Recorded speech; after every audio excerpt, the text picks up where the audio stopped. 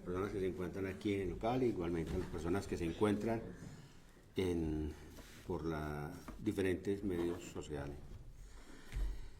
Como nos decía Mónica, el pastor nos ha dado una misión el día de hoy para ambos. Una de esas misiones, Mónica, el pastor nos dice, Mónica iba a dirigir y que yo preparara la prédica.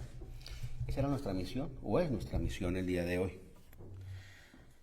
Entonces nos preparamos, aquí todo el mundo tiene más o menos un trabajo, tiene una misión que cumplir en la iglesia y bueno, todos tratamos de cumplirla. Entre estas misiones, o mejor, una de estas personas que tenía una misión especial, y es del quien voy a hablar, es de Juan el Bautista.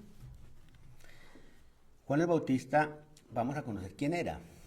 Un poquito vamos a conocer de quién era Juan el Bautista. Pues Juan el Bautista fue un profeta, fue un predicador, fue un hombre escogido y apartado por Dios para un propósito especial. Él era Juan. Juan nació en la ciudad de Keren o en Keren, en el distrito de Jerusalén, hacia el siglo I antes de Cristo. ¿Recuerdan cuando hablábamos de Herodes? Herodes el Grande, lo de Herodes Padre. En esa época más o menos nace Juan el Bautista. Juan era hijo de un sacerdote llamado Zacarías, que era un sacerdote del templo, y de Isabel o Elizabeth. Vienen siendo familiares, primos con María, la madre de Jesús. Es decir, Juan el Bautista y Jesús eran familia, eran de la misma familia, de la misma estirpe.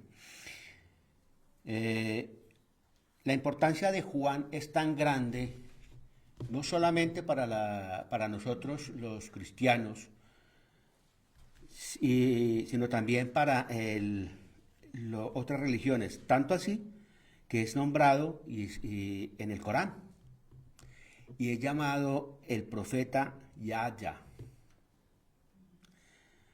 También lo nombran como, le dice que él es el precursor, el que abre el camino para el gran profeta Jesús. El mismo Corán lo habla, ¿sí? Pero su nacimiento fue muy especial. Su nacimiento fue especial ¿en qué sentido? En que fue anunciado por un ángel, por el ángel Gabriel. Su padre ya les decía, era una persona ya adulta, era un sacerdote de la iglesia, y su madre también una señora ya adulta, mayor y estéril.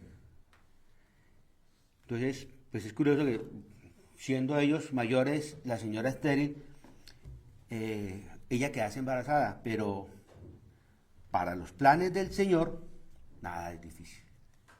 Nada, absolutamente nada es imposible. Vamos para Lucas, vamos a ver el anuncio del nacimiento de Juan. ¿Me acompañan en Lucas 1, 5, 14, por favor?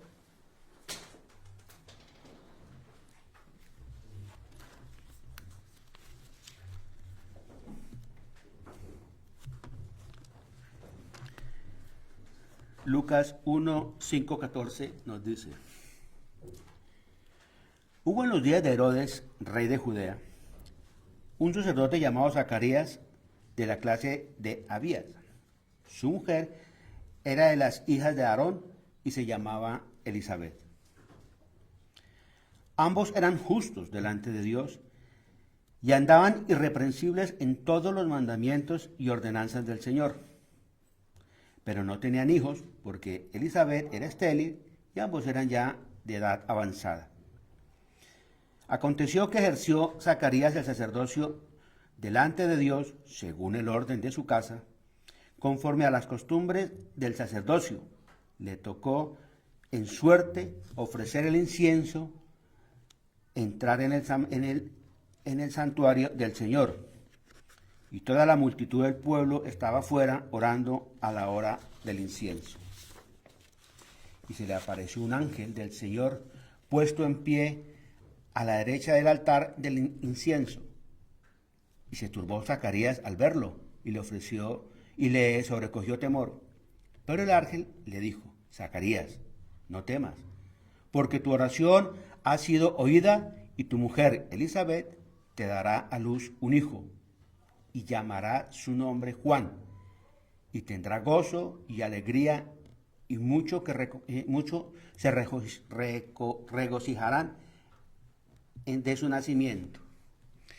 Mira la importancia de Juan en este caso, que Dios envía un ángel para anunciarlo. Era tan importante la misión que él tenía que lo envía al ángel San Gabriel. Y es tan especial la vida de Juan que hasta su nombre se lo escoge el Señor, de Juan. Vamos con la segunda parte,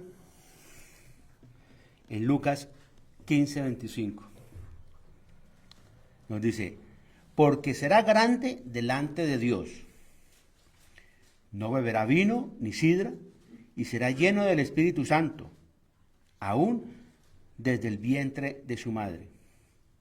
Y hará que muchos de los hijos de Israel se conviertan al Señor, Dios de ellos. E irá delante de él con el espíritu y el poder de Elías, para hacer volver los corazones de los padres a los hijos, y de los rebeldes a la prudencia de los justos, para preparar al Señor un pueblo bien dispuesto. Esta era su misión realmente. Dijo Zacarías al ángel: ¿en qué conoceré esto? Porque yo soy viejo y mi mujer es de edad avanzada.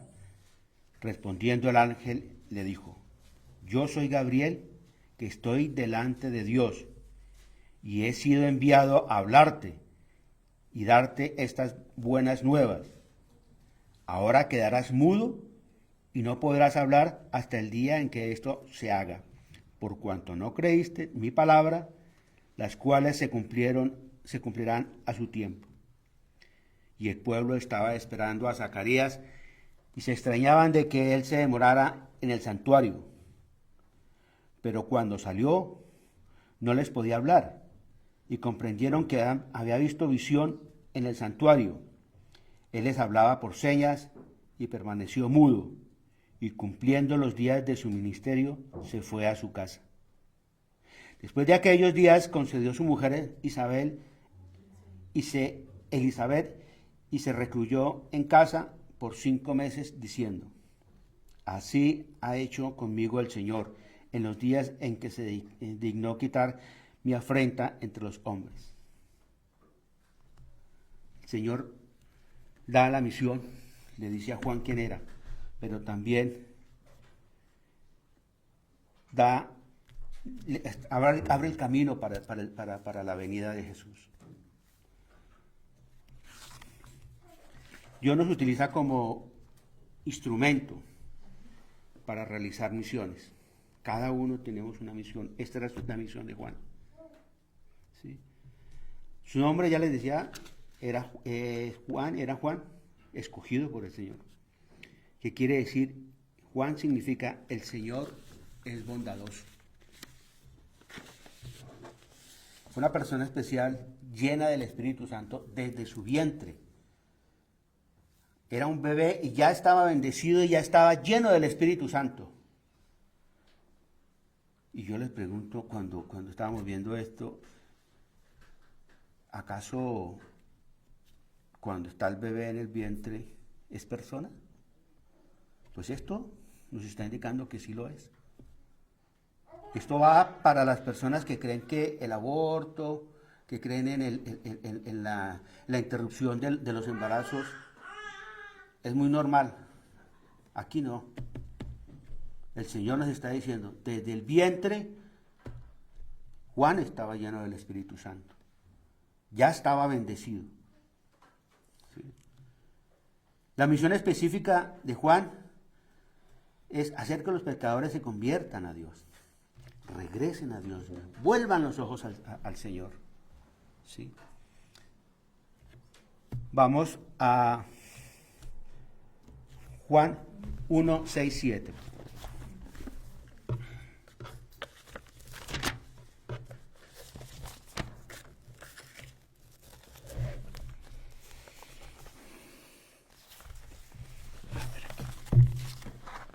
Un hombre enviado de Dios, el cual se llamaba Juan.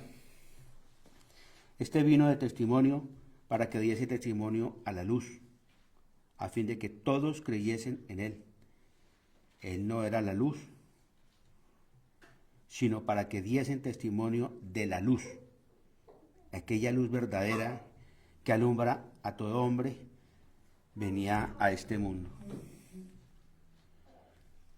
Muchas veces nosotros tenemos la misma función, solo preparamos los corazones para que en su momento puedan tener un encuentro con Jesús.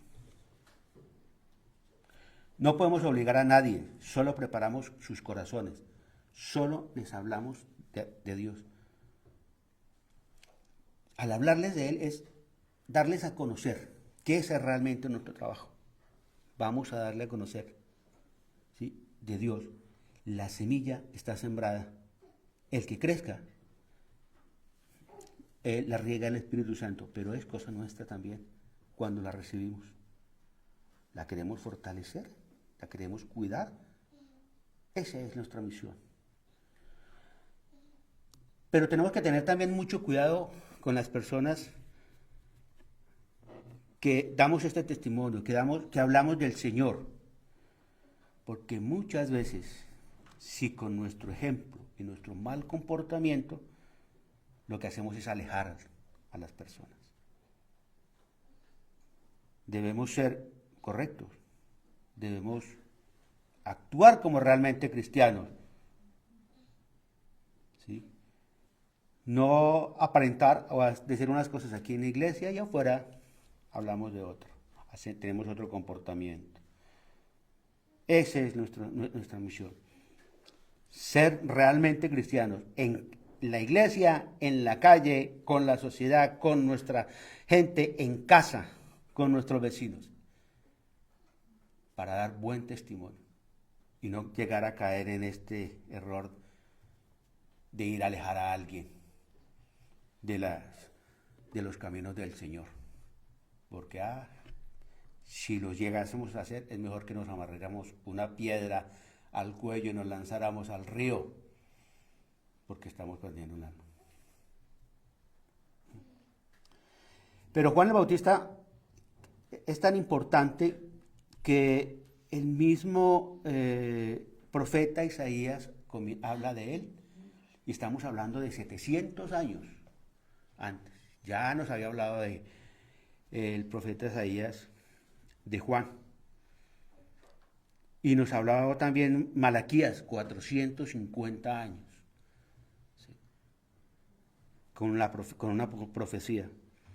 Nos damos cuenta también cómo en la Biblia, cómo en este libro, si lo leemos con atención, nos están dando muchísimas profecías, aún faltan algunas.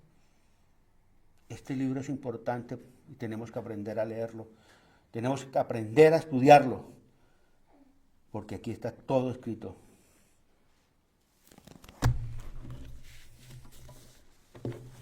Vamos a Isaías 40, 1:15, por favor. Isaías 40, 1:5, perdón. Nos dice: consolaos, consolaos, pueblo mío, dice nuestro Dios, hablad al corazón de Jerusalén, decidle a voces que su tiempo es ya cumplido, que su pecado es perdonado, y que doble ha recibido de la mano de Jehová por todos sus pecados. Voz que clama en el desierto, preparad camino a Jehová, enderezad calzada y la soledad a nuestro Dios. Todo valle sea alzado y bájese todo monte y collado, y lo torcido se enderece y lo áspero se allane. Y se manifestará la gloria de Jehová, y toda carne injusta la verá, porque la boca de Jehová ha hablado. Isaías nos está hablando de voz que clama en el desierto. Prepara camino a Jehová, enderezad calzada en la soledad a nuestro Dios. ¿Por qué en el desierto? Yo me imagino que, yo nunca he estado realmente en el desierto, pero me imagino la tranquilidad o ese silencio que debe haber en el desierto, ¿no? El ruido del viento de pronto. Se necesita un ambiente tranquilo para predicar, o se lo dio más bien. Juan buscaba ese sitio tranquilo para predicar. Voz que clama en el desierto. Vamos a Malaquías 3. Malaquías 3 nos dice: y he aquí, yo envío mi mensajero, el cual preparará el camino delante de mí, y vendrá súbitamente a su templo el Señor a quien vosotros buscáis, y el ángel del pacto a quien veréis vosotros. He aquí viene, ha dicho Jehová de los ejércitos.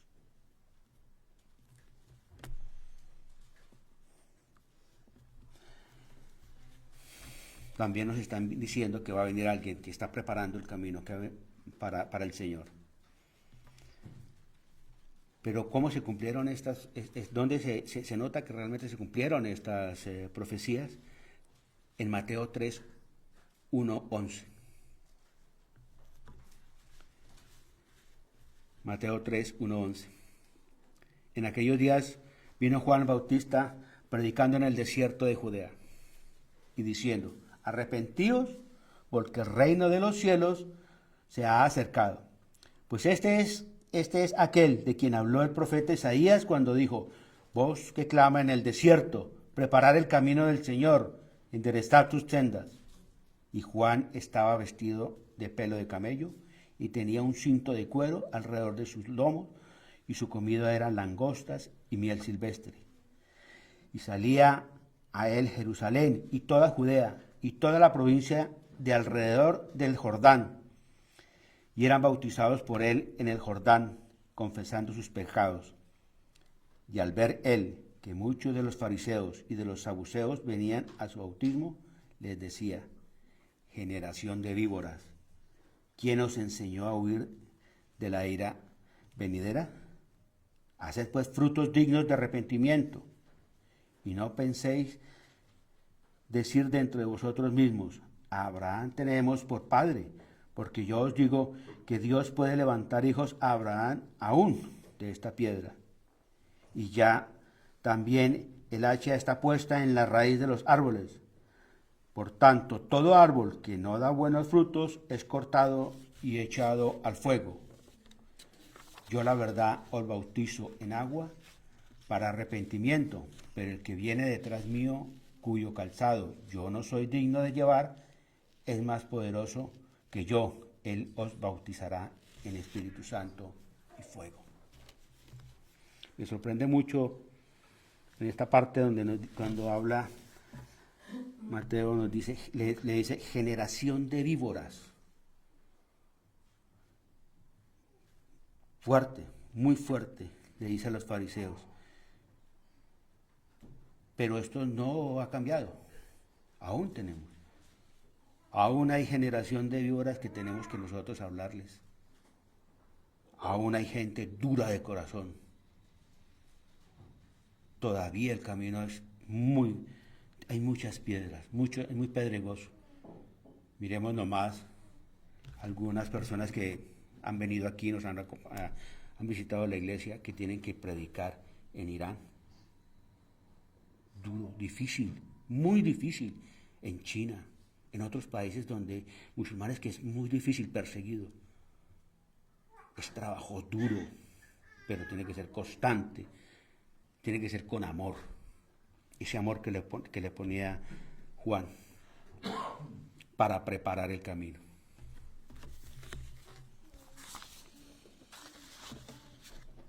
Pero, ¿ustedes recuerdan cuál fue la primera persona que les habló de Cristo?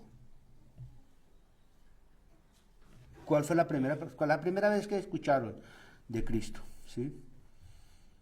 ¿Ustedes realmente se arrepintieron en la primera oportunidad? Parece que no.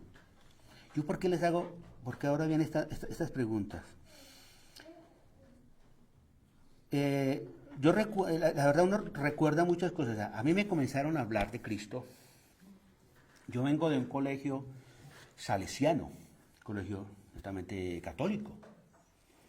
¿Sí? Tenía una visión diferente, ¿sí? Pero creíamos en Cristo, creíamos en el Señor, ¿sí? Pero la primera persona que me habla a mí realmente de Cristo y de la salvación fue mi cuñado, el hermano de Janet. Fue la primera persona que me habla. Y yo pues poco y nada le escuché. Yo veía a mi cuñado como un fanático. Cuñado fanático. Bueno, pues en ocasiones me molestaba que me comenzara a hablar de Cristo.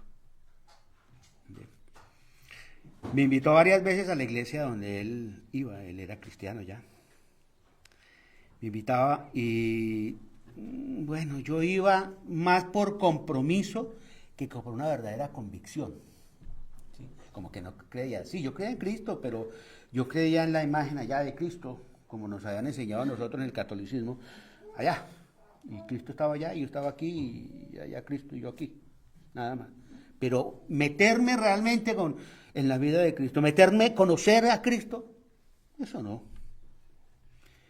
Mi cuñado me invitaba y vayamos como no quedarnos en casa. ¿Sí? Después, la otra hermana de Janet, de mi esposa, me volvió a hablar de Cristo.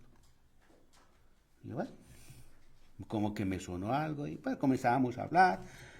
Me gustaba como ella me explicaba. Es muy diestra para enseñar.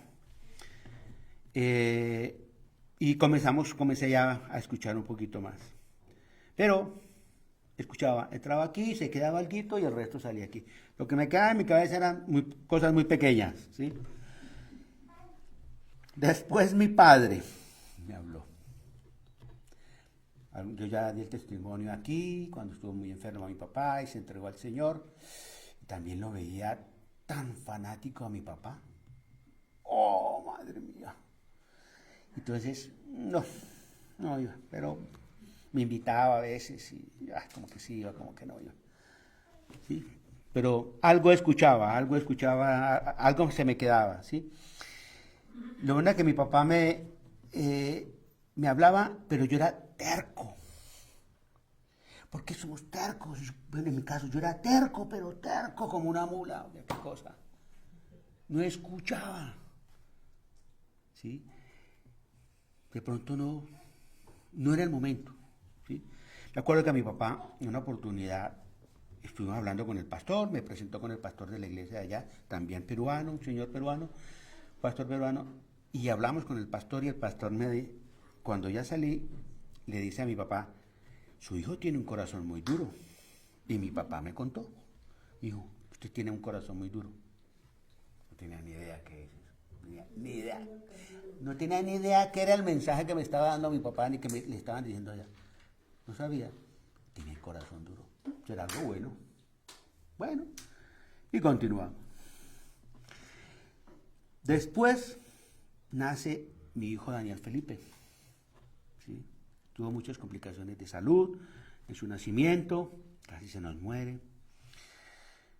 Y mi cuñada nuevamente me habla del Señor, nos habla. Mi esposa comienza, ya se estaba más cerca se estaba acercando al Señor, pero comienza a hablarme mi cuñada y bueno, comenzamos a orar, comenzamos a mirar, a leer y ya como que vuelvo otra vez a entender, como que me acerco. Entiendo que esta es una fase donde tenía que estar afligido, tenía que estar golpeado, ¿sí? Derrotado, estaba muy triste, mi hijo estaba muy grave, estaba muy enfermo, lo habíamos anhelado muchísimo con mi esposa y necesitaba como que ese golpe para que ese corazón tan duro que yo tenía, esa corteza, se rompiera, se fracturara. ¿Sí? Luego vino lo de mi trabajo, tener que salir de mi país, los problemas de seguridad. Yo desde que nació mi hijo a la situación de seguridad que tuve, yo lo olvidé. Realmente yo lo olvidé, o sea, ya poco iba. Sí, iba de vez en cuando, sí, me acerqué un poco más, ¿sí? O sea, era un camino, era un poco a poco, ¿sí? Pero ya no era tan constante. Cuando pasó lo de Colombia, que tuve que salir, que tuvimos que salir, entonces mi papá me volvió a hablar y me dice, hijo, antes de que se vaya, entrega tu alma al Señor. Ya como que me sonó, le dije, bueno papá, ¿y cómo es eso? Me dijo, vamos a hacer una oración. Hicimos la oración en el aeropuerto. Me dijo, entrégate. Y entregué mi alma al Señor. Le dije, papá, regálame tu Biblia. Veía esa Biblia rayada, como la tiene el pastor, rayada, por todos lados, anotaciones, y me la regaló. Feliz, llegamos, recibí la Biblia y salimos. Llegamos a Suiza. Llegamos a Suiza, entramos por la parte francesa, duramos 2 días allá en el centro de refugio y nos envían a Aarau, a una casa que se llama Casa Torfel. Esa Casa Torfel es una casa de refugiados, donde reciben los refugiados de la zona. ¿Sí? Entonces, bueno, no sabemos nada, no conocemos nada de Suiza. No tenía la más remota idea. Sí, yo sabía que Suiza quedaba en Europa, pero no conocíamos nada más. Entonces comenzamos a tratar de conocer, ¿sí? Y en ese entonces se nos acerca una persona, 2, 3 días después de haber llegado aquí.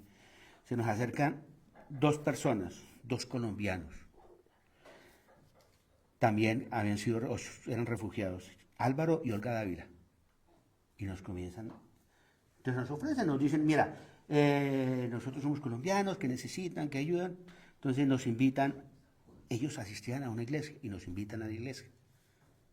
Nos dicen, miren, nosotros asistimos, vamos los domingos a unas reuniones, a una iglesia, ¿le gustaría acompañarnos? Y nosotros, bueno, vamos a ir, ¿sí? Y fuimos al siguiente domingo. Y en esta iglesia conocimos a personas muy queridas, muy especiales. ¿Sí? Conocimos a un pastor con un conocimiento profundo y enorme de las Escrituras y de la palabra. Conocimos personas especiales que para nosotros aún son personas muy queridas, como es Mónica y Rafa, como es Tania, las antiguas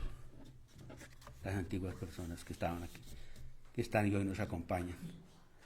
Personas que nos abrieron las puertas de la iglesia, nos abrieron las puertas de su corazón y nos abrieron las puertas de su casa y nos enseñaron, ¿sí?, cuál era el valor de la palabra. Cada uno cumplió una misión. Pero bueno, se preguntan por qué yo estoy contando esta historia. Hay personas que me dicen, ¿por qué el testimonio? ¿Qué tiene que ver con Juan? Pues cada uno cumplió una labor. Cada persona cumplió una labor en nuestras vidas, ¿sí? Juan tenía una misión especial, la cual era preparar el camino para la venida de Jesús, ¿sí?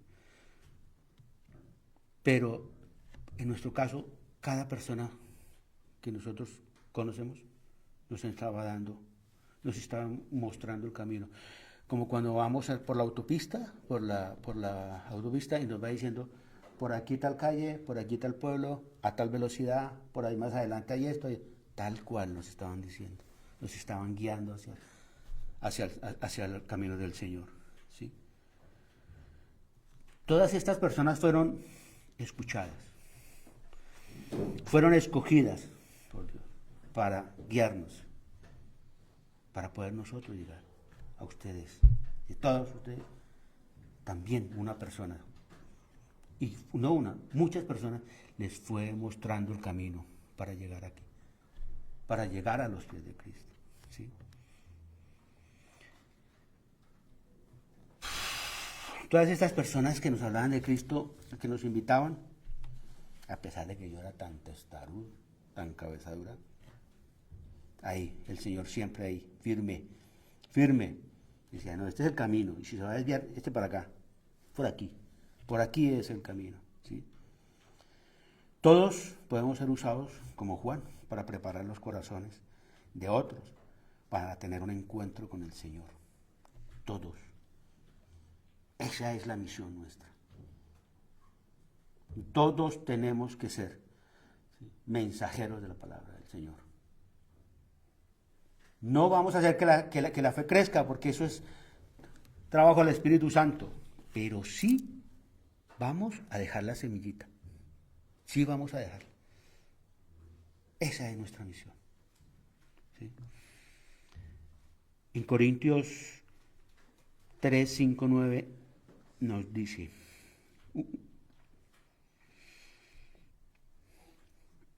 ¿qué pues es Pablo y qué es Apolo? Servidores por medio de los cuales habéis creído, y eso según lo que a cada uno conceda el Señor. Yo planté, Apolo regó, pero el crecimiento lo ha dado Dios. Así que ni el que planta es algo, ni el que riega, sino Dios que da el crecimiento. Y el que planta y el que riega son una misma cosa, aunque cada uno reciba su recompensa conforme a su labor. Porque nosotros somos colaboradores de Dios, y vosotros sois labranza de Dios, edificio de Dios.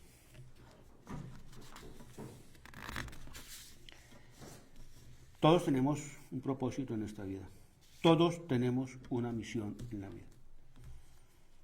Todos conocemos al Señor, ya sabemos la misión, ¿sí? Quizás en el camino vayamos a encontrar tropiezos, que es lo más probable, ¿sí? Muchas personas, en el caso de mi padre, fue duro porque prácticamente mi padre, se alejaron de mi padre. Se alejaban de él porque, mi papá, tan fanático, como siempre con la Biblia en la mano, ¿sí? Vamos a ser rechazados por la familia. Vamos a ser rechazados por los amigos. Esos amigos que nos acompañaban y nos llevaban al fútbol, que nos llevaban a tomarnos una cerveza, a la parranda, se van a alejar y se van a ir. De eso soy 100% seguro, ¿sí? No importa. Es como cuando tomamos un colador, un cernidor. Vamos a hacer así. Lo que cae es lo que sirve. Lo que queda arriba, lo que sale, hay que sacarlo. No importa. Pero vamos a seguir. Vamos a seguir para tratar de los que quedan allá. Los recuperamos, ¿sí? Ese es el trabajo real. Hablar del Señor. Hablarle al Espíritu, ¿sí? No tenemos que frustrarnos. No importa. Seguimos. La constancia. Miremos a Pablo. El gran ejemplo de Pablo en la cárcel, golpeado, apedreado, de todo. Naufragios. Y seguía. Eso es nuestra misión. Nosotros aquí, en Suiza, estamos en una maravilla, estamos en un país hermoso, donde tenemos libertad para venir a hablar y no tenemos ningún problema. De estas personas que les hablaba ahora de Irán, de China, de todos esos países, ellos realmente la tienen dura, difícil, y siguen, y continúan trabajando, ¿sí? Tienen que esconderse para hacer las reuniones, ¿sí? Ellos la tienen difícil, nosotros no. Nosotros vamos, como decimos en Colombia, nosotros vamos en coche, vamos tranquilos. Entonces, ¿por qué no empezamos? ¿Qué nos hace falta? Tenemos todo. ¿Le hacen falta ganas? De pronto. Ahora pregunto también, ¿tú conoces cuál es la misión y cuál es el propósito de tu vida? ¿Ya lo conocen? ¿Cuál es esa misión? ¿Cuál es ese propósito? identifiquémoslo, salgamos, conozcamos esto. Aquí lo podemos tener. Aquí podemos encontrar realmente el propósito. ¿Qué estamos haciendo nosotros para cumplir ese propósito? ¿Estamos realmente capacitándonos? ¿Estamos realmente escuchando los estudios bíblicos? ¿Sí? Esas clases magistrales que da el pastor los días miércoles. ¿Estaremos escuchando? A veces me da tristeza que los veo yo, cuando nos conectamos, veo a las personas que conectadas en Perú. 8 personas, 7 personas, 6 personas, mira abajo, 3 personas, 2 personas, 4 personas de aquí. Hombre, lo tenemos aquí. Aprovechémoslo. El pastor sabe mucho, conoce, estudia, es juicioso para hacer esto. Trabajémoslo, explotémoslo. ¿Sí? Recojamos todo lo que él sabe. Él nos está ofreciendo ese trabajo. Preparémonos para saber cuál es nuestra misión. ¿Sí? Nos estamos dejando guiar por Dios para llevar más personas al arrepentimiento y a los pies de Cristo. O hay conmigo también personas de corazón duro, tercos como una mula. Yo les dejo estas preguntas. Solamente ustedes las van a responder. Que quede en su corazón. La misión. Hay que buscar nuestra misión y nuestro propósito en este mundo, en esta vida. Eso es lo que es lo importante. Y comenzar a trabajar. Cada uno la tiene. El que limpia, el que cocina, ¿sí?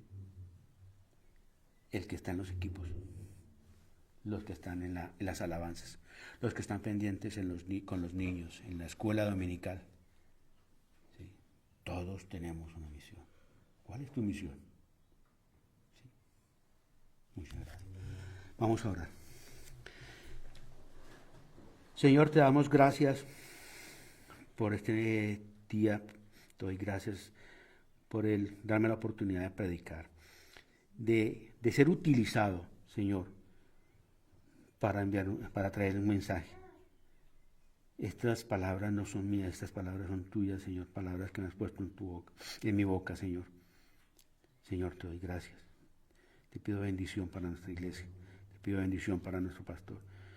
Que podamos reconocer el propósito y cuál es nuestra misión en esta vida y para esta iglesia. Te lo pedimos en el nombre de tu Hijo Jesús. Amén.